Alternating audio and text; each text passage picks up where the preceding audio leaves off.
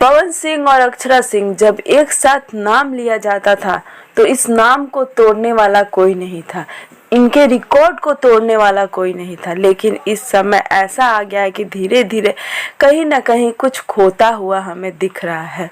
पूरा वीडियो देखें और वीडियो अच्छा लगे तो लाइक से कमेंट करना बिल्कुल ना भूलें और हमारे चैनल को भी ज़रूर सब्सक्राइब कर दें। चलिए बात करते हैं खबर पे। पवन सिंह के फैंस और अक्षरा सिंह के फैंस में हमेशा लड़ाई होती रहती है। हमने देखा है कि कमेंट्स में भी ये एक दूसरे को जवाब देते हैं।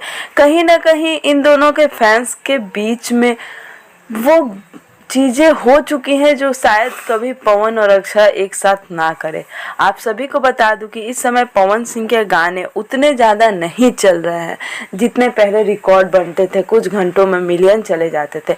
तो कहीं ना कहीं पवन सिंह के फैंस इस समय अक्षरा सिंह के फैंस पे भी काफ़ी ज़्यादा भड़के हुए हैं, क्योंकि अक्षरा सिंह के गाने इस समय काफ़ी ज़्यादा ट्रेंड कर रहे हैं और काफ़ी लोगों को पसंद भी आ रहे हैं। आपको बता दूँ कि अक्षरा सिंह के कारण भी पवन सिंह के स्टारडम में कुछ कमी आई है, जिसके कारण उनके गाने में लोगों को वह बात नज़र नहीं आ रही है।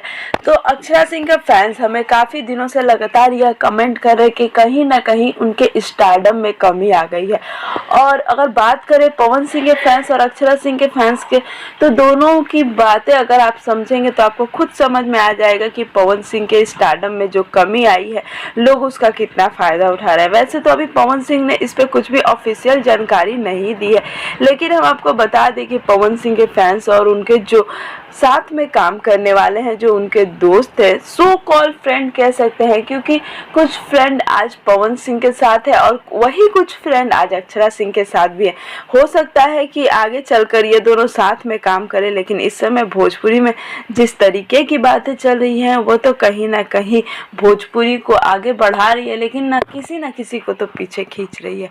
उम्मीद करती हूँ कि वीडियो